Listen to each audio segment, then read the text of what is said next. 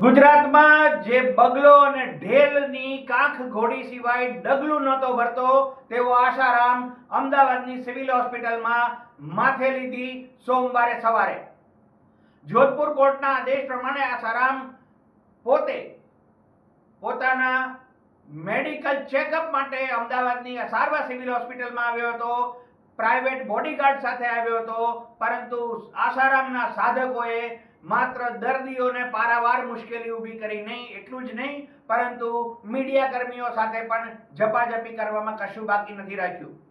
દુષ્કર્મ કેસનો આરોપી, જધન્ય અપરાધી મનાતો આશારામ હજુ પણ એના સાધકો ઉપર એટલો ભરોસો રાખે છે જેમ જુલાઈમાં 2008માં આશારામ આશ્રમમાં ઉત્તર પ્રદેશ, બિહાર, કર્ણાટકના સાધકોએ આશ્રમમાંથી બહાર આવી અને સડક પર મીડિયા કર્મીઓ પર ઉત્પાત મચાવ્યો હતો.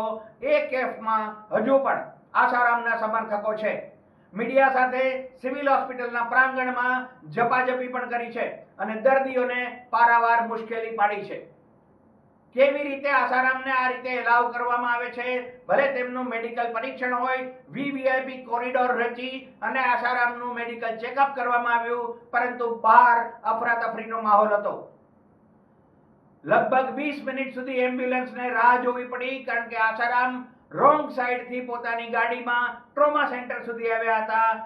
એમની શારીરિક અવસ્થા જોતા એમને કારમાંથી નીચે ઉતરવામાં વાર લાગી અને આ દરમિયાન જે અફરાતફરી થઈ એમાં સાધકોએ પિત્તો ગુમાવ્યો, કારણ કે મીડિયા કર્મીઓ પોતાનું કામ કરી રહ્યા હતા. બગલો, ઢેલ જેવી અનેક ઉપનામો સાથેની સાધિકાઓની હંમેશા ઓથમાં રહેતો આશારામ હજુ પણ જેલમાં આટલા વર્ષથી રહ્યા છતાં સુધર્યો હોય તેવું લાગતું નથી. આશારામ માત્ર એક દુષ્કર્મનો જ આરોપી નથી, કેટલીય સાધિકાઓના ભવિષ્ય સાથે ચેડા કરી ચૂક્યો છે. કેટલાય તેમના નિજી અંગત સાધકો રહેલા લોકો ઉપર હુમલા કરાવ્યા છે, જાનથી મારી નાખવાની ધમકી આપી છે. એટલું જ નહીં, ફાયરિંગ પણ કરાવ્યા છે અને કેટલાકને સ્વધામ પણ પહોંચાડી દીધા છે. હરિઓમ.